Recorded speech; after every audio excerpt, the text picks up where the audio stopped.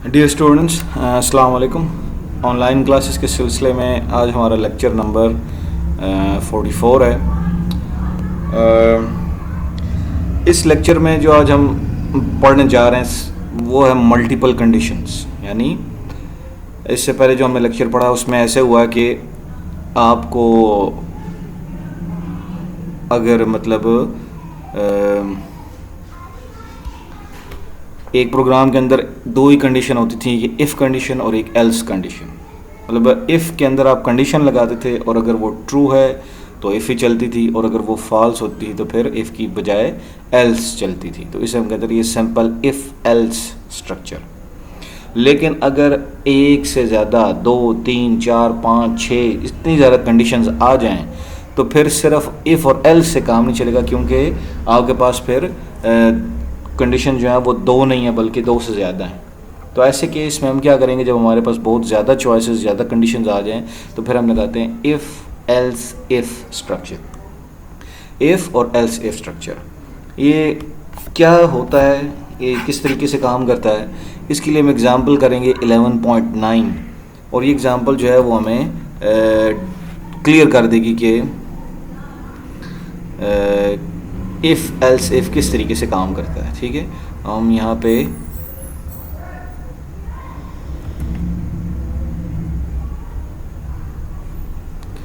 एक programme open करते हैं और यहाँ से एक नया प्रोग्राम बना लेते हैं और उसमें हम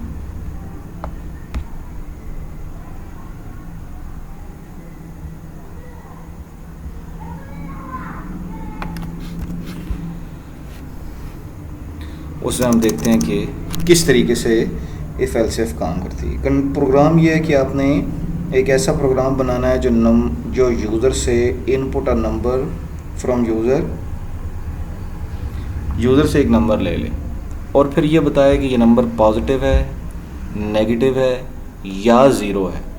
अब यहाँ पे एक तीसरी कंडीशन का इजाफा हो गया। पहले हमने सिर्फ ये बताया था कि नंबर पॉजिटिव है या नेगेटिव है, तो हमने ज़ीरो को पॉजिटिव वाले हिस्से में रखा था। ठीक है, तो उसमें हमने क्या इफ़ और एल्स लगाई थी।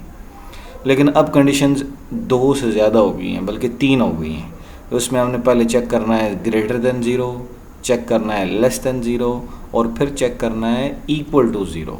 ठीक है, तो ये तीन कंडीशन हैं। तो उसके लिए हम क्या करेंगे, सबसे पहले नंबर यूज़र से इनपुट ले लेंगे। नंबर उसे हम कह देते हैं कि इंट n और print F double quotes inter input. ठीक है, यहाँ तक हमने इनपुट का, और फिर स्कैन एफ लगा के डबल कोट्स के बाद कामा के बाद एंड साइन और फिर वेरिएबल, चूँकि वो n है। अब n के हिसाब से डबल कोट्स के अंदर फॉर्मेट स्पेसिफायर लगाना है और %d लगेगा, वो इंटीजर है, n इंटीजर इसलिए d। अब ने नंबर हमने इनपुट करा लिया। अब हमने क्या करना है, चेक करना है पॉजिटिव, नेगेटिव या ज़ीरो। तो सबसे पहले हम चेक करते हैं positive. If number n greater than zero, तो क्या होना चाहिए कि नंबर पॉजिटिव है। प्रिंट नंबर इज पॉजिटिव, और उसके बाद आते हैं अगर वो नंबर पॉजिटिव नहीं है तो फिर दो चॉइसेस हैं, या वो नेगेटिव होगा या ज़ीरो होगा। तो हम यहाँ लगाएंगे एल्स और फिर इफ़, और इसके अंदर एक और कंडीशन दे देंगे n लेस देन ज़ीरो। ये चीज़ आपने नोट की है कि किस तरीके से मैंने लिखा एल्स और उसके अंदर फिर मैंने एल्स इफ़ लगा दी। एल्स इफ़ लगाने से क्या हुआ, यहाँ पे मैंने एक और कंडीशन लिखी और अब मैं यहाँ पे लिख रहा हूँ प्रिंट एफ डबल कोट्स, और यहाँ पे अगर ये कंडीशन ट्रू होगी तो फिर नंबर लेस देन ज़ीरो है तो नंबर इज नेगेटिव। और फाइनल नंबर अगर ग्रेटर देन ज़ीरो भी नहीं है, नंबर लेस देन ज़ीरो भी नहीं है, तो फिर कौन सी चॉइस बचती है, नंबर इक्वल टू ज़ीरो है। तो जो लास्ट कंडीशन होती है वो हमेशा एल्स होती है। उसके लिए हमें कंडीशन लगाने की ज़रूरत नहीं होती, वो अंडरस्टूड होता है कि पहले 2 केस फॉल्स हो चुके हैं, तो तीसरे केस क्या होगा, वो 0 ही होगा। Print F double quotes number is 0।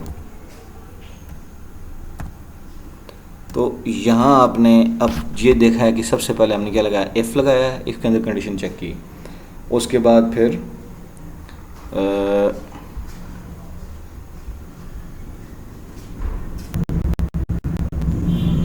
हमने इफ़ की कंडीशन के अंदर इफ़ लगा के कंडीशन लगाई पहली, फिर सेकंड के अंदर हमने क्या किया कि एक और कंडीशन लगानी थी, तो उसके लिए हमने क्या किया, इफ़ की एल्स लगाने की बजाय, सिंपल एल्स लगाने की बजाय हमने एल्स इफ़ लगाई और उसके अंदर एक और कंडीशन लिखी। और अब ये दोनों केसेस नहीं चले तो फिर आखिरी केस जो है वो एल्स का केस है। अगर यहाँ पे कोई चौथी कंडीशन भी होती, मतलब मिसाल के तौर पर, तो हम क्या करते हैं, यहाँ पे एक और एल्स इफ़ लगा देते हैं, एक और एल्स इफ़ लगा के थर्ड कंडीशन लिखते, और जो चौथी कंडीशन होती है वो एल्स वाले पोर्शन में आ जाती कि पहले 3 फॉल्स हो गए हैं तो चौथी ही ट्रू होगी। ठीक है, तो अब हम आते हैं इसमें, कंपाइल करते हैं इस प्रोग्राम को। ये कह रहा है जी कि इसे हम कहते हैं एल्स इफ़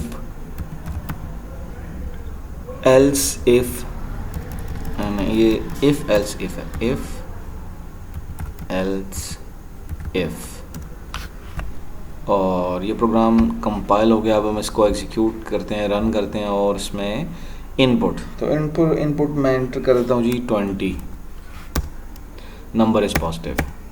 दोबारा फिर चलाता हूँ उसे रन करके, मैं एंटर कर देता हूँ -23, नंबर इज़ नेगेटिव, और मैं अब नंबर 0 चेक करके देखता हूँ, नंबर इज़ 0। ठीक है, ये तीनों कंडीशन चेक कर ली। तो ये इफ़ एल्स इफ़ का मतलब ये है कि आपके पास एक से ज़्यादा कंडीशंस हों और आपने मतलब कंडीशंस चेक करनी है, एक से ज़्यादा कंडीशंस को चेक करना है, तो फिर आप क्या करेंगे, मल्टीपल कंडीशंस के लिए उनमें से कोई एक ही ट्रू होगी। ये इंपॉर्टेंट चीज़ है कि अगर इसमें इफ़ ट्रू हो गई तो इसका मतलब क्या है कि बाकी कोई भी चेक नहीं होगी, बाकी सारी कंसिडर होंगी नहीं। ये हमने पहले ही बात की है शुरू में कि सीक्वेंस और जो है वो सिलेक्शन में फ़र्क ही है। अगर इफ़ ट्रू हो गई तो फिर ये बाकी सारी नहीं चलेंगी, अगर इफ़ फॉल्स हो गई तो फिर ये चेक होगी, अगर ये ट्रू हो गई तो फिर बाकी एल्स नहीं चलेगी, ये सच चलेगा, और अगर ये दोनों फॉल्स हो गई तो फिर एल्स ही चलेगी। ठीक है, ये था हमारा प्रोग्राम 11.9। अब हम आते हैं 11.10 में। ये अगेन सैलरी वाला ही क्वेश्चन है, ये सैलरी वाली क्वेश्चन है, तो सैलरी वाला ओपन कर लेते हैं हम, और इसको किसी और नाम से भी हम सेव कर देते हैं, सेव एज सैलरी।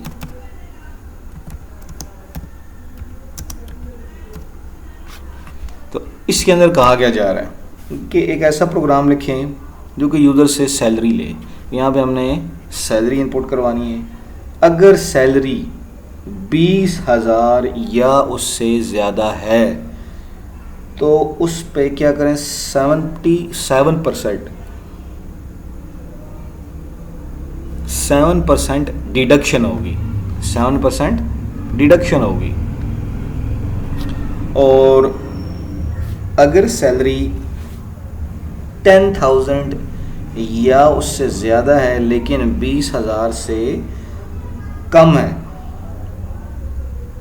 20,000 से कम है लेकिन 10,000 या उससे ज़्यादा है, तो फिर उसमें से सिर्फ 1,000 रुपये कटेंगे। और अगर सैलरी 10,000 से भी कम है तो फिर उसके अंदर से कुछ भी नहीं कटेगा। और आखिर में प्रिंट क्या करवाना है, आपने सैलरी प्रिंट करवानी है। तो इसके अंदर हमने 2 तरीके किए थे सैलरी प्रिंट करवाने के। एक तरीका ये था कि आप जो इफ़ है उसके अंदर ही, हर इफ़ के अंदर ही, जैसे यहाँ पे हमने ये किया कि बोनस और सैलरी कैलकुलेट किए, इधर ही प्रिंट भी करवा दें। और दूसरा तरीका क्या था कि इफ़ और एल्स के बाद आखिर में, बिल्कुल आखिर में सैलरी प्रिंट करवा दें। दोनों तरीके सही हैं क्योंकि सैलरी दोनों केसेस में एक दफ़ा प्रिंट होगी। चाहे एफ़ में आप प्रिंट कराएं, अगर ये ट्रू होगा तो इस वाले हिस्से की चलेगी, और अगर ये फॉल्स होगा तो फिर ये वाली प्रिंट नहीं चलेगा, तो एल्स के अंदर जो प्रिंट की कमांड दी होगी वो चलेगी। तो दोनों केसेस में प्रिंट एक दफ़ा ही एग्जीक्यूट होगी। तो सबसे पहली चीज़ है वो ये है कि सैलरी, इंटर सैलरी, यहाँ पे हमें ग्रेड की ज़रूरत नहीं है, हमें यहाँ पे सैलरी चाहिए बस, इंटर सैलरी। और वो हमने किस तरह ली हुई है, %f में ली हुई है। यहाँ मैं बोनस काट देता हूँ क्योंकि हमें बोनस की ज़रूरत नहीं है। इसको हम यहाँ पे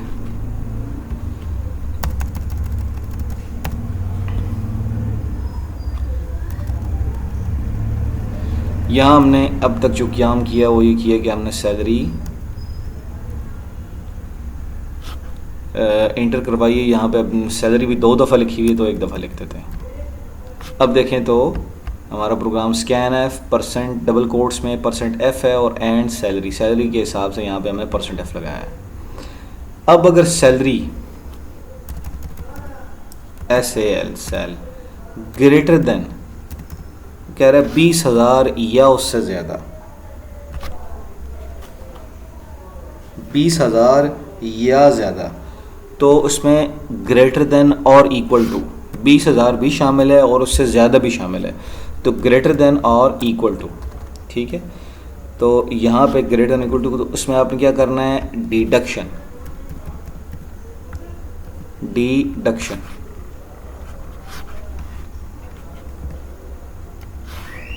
इसके लिए हम यहाँ पे क्या करेंगे, वेरिएबल ले लेंगे, वेरिएबल इसे भी हम फ्लोट में ही लेते हैं, कामा DEDUC। तो यहाँ पे हमने डिडक्शन ले ली। अब हम आते हैं इस पे कि डिडक्शन के अंदर हमने करना क्या है, सैलरी का 7% कैलकुलेट करना, क्योंकि माइनस आपने 7% करना है ना।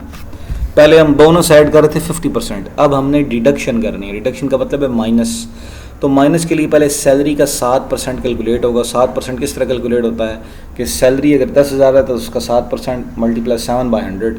तो यहाँ पे मैंने सैलरी के अंदर, वेरिएबल के अंदर सैलरी रखी हुई है, इसको 7 से मल्टीप्लाई किया, डिवाइड बाई 100 कर दिया, तो हमारे पास ये डिडक्शन आ गई है। डिडक्शन का मतलब है 7% हमने कैलकुलेट कर लिया है। तो अब salary is equal to salary minus DEDUC। अब इसमें क्या हुआ कि ये जो डिडक्शन थी यहाँ पे कैलकुलेट हुई हुई थी, सैलरी के अंदर पूरी रकम थी, मिसाल के तौर पर 21,000 या 22,000, उस 22,000 या 21,000 में से 7% माइनस हो गया। जब 7% माइनस हो गया तो अब हमारे पास जो सैलरी की पहले वाली वैल्यू थी वो ख़त्म होके डिडक्शन वाली वैल्यू आ गई है, ठीक है। तो ये हमने क्या किया कि सैलरी माइनस डिडक्शन, ये करने के बाद वापस सैलरी को असाइन किया है ताकि सैलरी की पहली वैल्यू ख़त्म हो जाए और ये डिडक्शन के बाद वाली वैल्यू आ जाए। अब आप चाहें तो यहाँ पे प्रिंट करवा लें, वो भी ठीक है, और चाहें तो इफ़ और एल्स सब से आखिर में प्रिंट करवाएं, जैसे यहाँ पे हुआ है। दूसरी कंडीशन क्या थी, दूसरी कंडीशन थी जी एल्स इफ़, इसके अंदर फिर ब्रैकेट लगी, यहाँ पे लिखा हुआ जी अगर सैलरी 10,000 या उससे ज़्यादा है। अब अगर सैलरी 20,000 या उससे ज़्यादा ना हुई तो फिर ये इफ़ वाला केस नहीं चलेगा, फॉल्स हो जाएगा। कंडीशन चेक होने के बाद ये 2 स्टेटमेंट्स जो इसकी बॉडी में दी हुई हैं वो नहीं चलेंगी। तो नेक्स्ट कंडीशन पे आ जाएंगे, और नेक्स्ट कंडीशन में क्या होगा, else if sal greater than, इसमें भी 10,000 या उससे ज़्यादा, तो इसमें ग्रेटर देन और इक्वल टू 10,000। तो अगर ये केस आ जाए तो फिर आपने क्या करना है, डिडक्शन।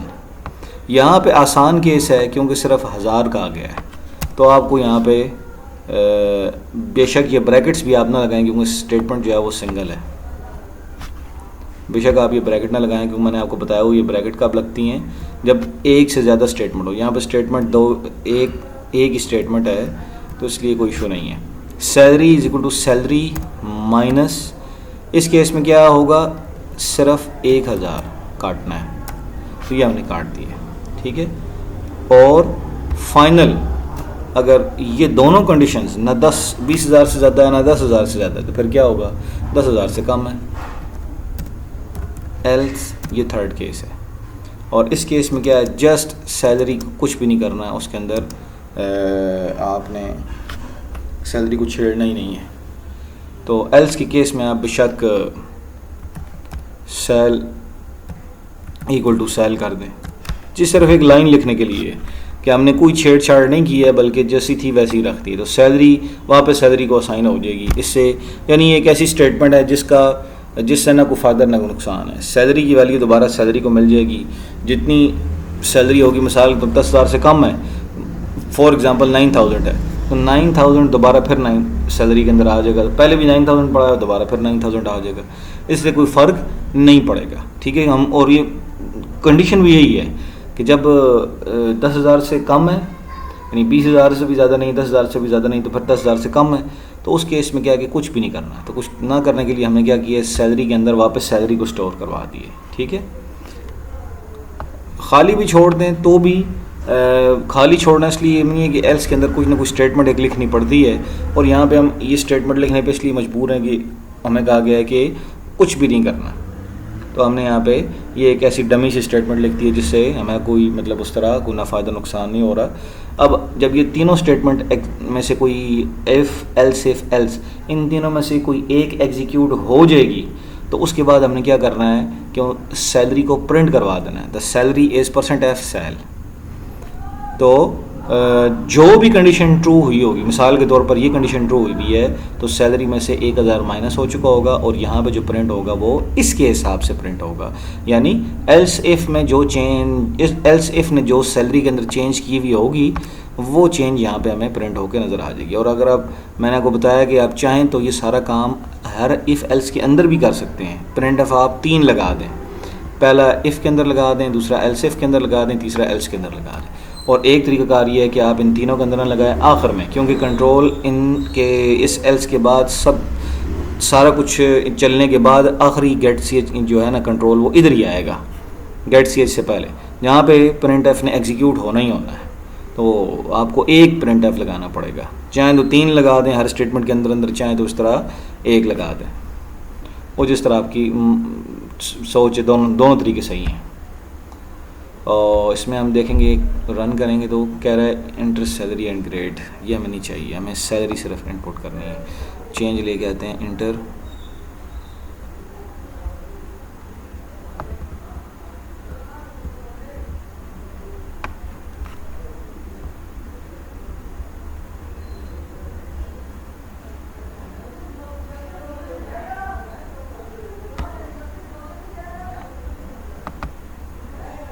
क्लोज करते हैं हम इसे,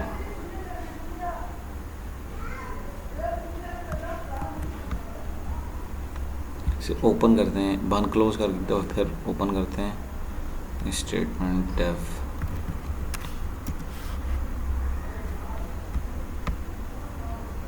ओपन सेल कैलकुलेटर 2, इसमें हम इसे चलाते हैं